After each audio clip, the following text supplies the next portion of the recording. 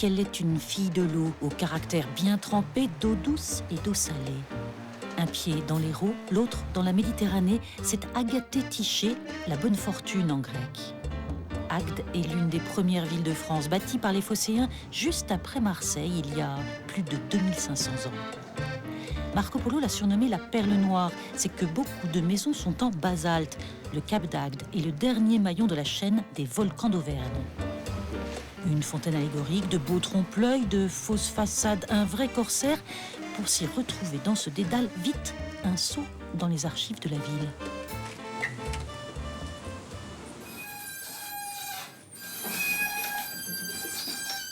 Nous avons beaucoup d'archives. On a cette chance-là, c'est que la ville d'Agde est une ville très ancienne qui a conservé avec beaucoup d'attention ses archives et nous avons 50 mètres linéaires d'archives anciennes de 1260 à 1790. 50 mètres et 500 ans d'histoire avant la Révolution, rarissime. Dans ses grimoires, Irène Dauphin a les clés de la ville à toutes les époques et elle adore partager ses trésors.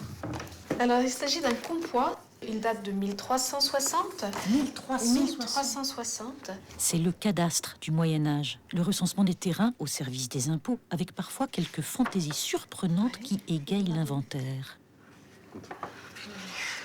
Donc c'est un document très, très intéressant parce que ça nous donne une idée de qui habitait la ville, quels étaient les biens qu'il détenait, comment fonctionnait la ville au XIVe siècle.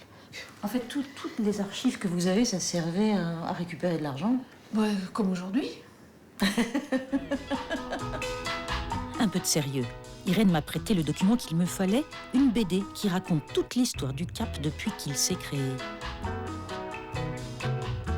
C'est parfait pour potasser cet été. Agde et son Cap, on en connaît surtout les plages. L'été, la population passe de 20 à 400 000 habitants. C'est la première commune touristique de France, la station la plus fréquentée d'Europe. 15 millions de nuitées chaque saison. Effrayant d'imaginer le nombre d'insolations ou de noyés au mètre carré. Et si, par curiosité, on allait demander aux deux pompiers qui patrouillent avec des palmes?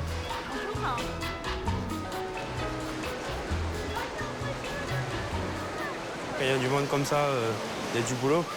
Si les gens se noient près du bord, on y va avec les palmes. S'ils sont vraiment loin, on va au bateau.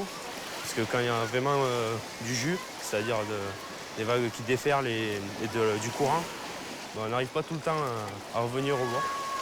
Et donc les palmes, c'est pour les noyer au bord? Voilà. Voilà. Danger. Avec le vent de sud-est, la Grande Bleue devient sournoise. 6000 interventions sur la saison, essentiellement des bobos. Piqûres de méduses, entorses, malaises d'hiver. Sans compter que dans cette foule, les enfants ne s'y retrouvent plus. D'accord ?